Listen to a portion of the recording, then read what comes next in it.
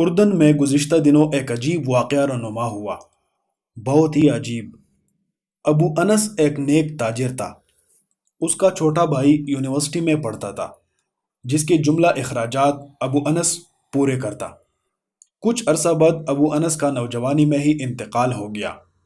لاواقین میں نوجوان بیوہ اور ایک بیٹا انس رہ گیا۔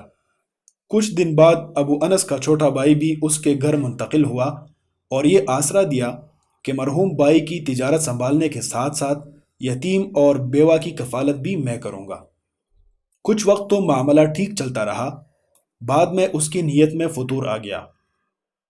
اس نے چپکے سے ساری جائیداد اپنے نام کرائی اور راتوں رات سب کچھ فروخت کر کے امریکہ بھاگ گیا۔ پیچھے یتیم اور اس کی ماں سڑک پر آ گئے۔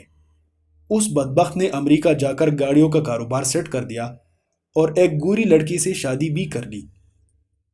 اس کا بزنس چمک اٹھا اور یہ ارب پتی بن گیا۔ 15 برس بعد اسے خیال آیا کہ اب وطن واپس جانا چاہیے۔ یہ سوچ کر وہ اردن آ گیا اور پھر یہی بزنس کرنے کا ارادہ بنا۔ اس نے عزینہ کے علاقے میں ایک بڑی جگہ خریدی اور اس پہ شاندار بلڈنگ بھی تعمیر کر دی۔ پھر یہاں بھی گاڑیوں کا بزنس شروع کر دیا اور کچھ عرصے میں ہی اردن بھر میں اس کا ڈنکا بجنے لگا۔ ادھر انس اور اس کی ماں انتہائی قسم پرسی سے رات دن گزارتے رہے۔ ایک خیراتی ادارے کے تعاون سے انس نے تعلیم حاصل کی اور اب وہ شادی کر کے نوکری بھی کرنے لگ چکا تھا۔ غربت کے باوجود وہ اپنی ماں کا بہت خیال رکھتا، مگر بدبخت چچا کو کبھی اس کا خیال ہی نہیں آیا۔ لیکن انس اور اس کی ماں کو سب معلوم تھا کہ وہ حرام خور واپس آ چکا ہے۔ ایک دن ماں نے بیٹے سے کہا کہ ہمت کرو، جاؤ اپنے چچا کے پاس اور اس سے اپنے باپ کے مال کا حصہ مانگو۔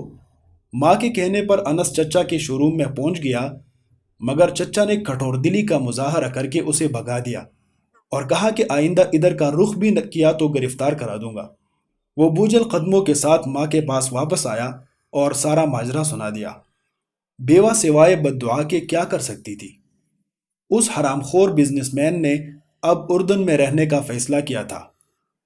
وہ ایک جنت نما محل تعمیر کر چکا تھا اور اب اس نے بیوی بچوں کو اپنے پاس اردن بلا لیا۔ ادھر وہ لوگ امریکہ سے روانہ ہوئے اور ادھر یہ بدبخت انہیں لینے کے لیے اپنی نئی ماڈل کی پرتعیش گاڑی لے کر ایئرپورٹ روانہ ہوا۔ جب وہ ایئرپورٹ سے باہر نکلے تو یہ سب اس نئی گاڑی میں سوار ہو کر اپنے محل کی طرف چل پڑے۔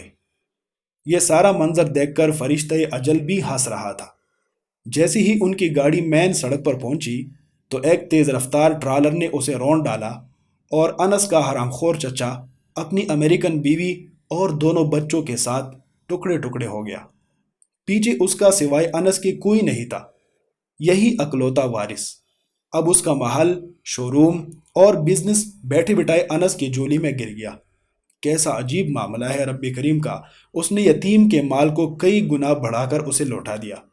وہ مظلوم کی دعا ضرور سنتا ہے، اگرچہ اس کے ظاہر ہونے میں 15 برس بھی لگ جائے۔ دوسرا یہ کہ وہ ظالم کو ڈھیل ضرور دیتا ہے، لیکن جب پکڑتا ہے تو سامان عبرت بنا کے چھوڑتا ہے۔ تیسرا یہ کہ حرام کا انجام کبھی اچھا نہیں ہوتا۔ اس لیے نبی کریم صلی اللہ علیہ وسلم نے فرمایا کہ مال حرام سے پلنے والے جسم کا زیادہ حقدار دوزخ ہے۔ اللہ تعالی ہم سب کو حرام سے بچائے اور حلال ہی پر اکتفا کی توفیق عطا فرمائے۔ آمین۔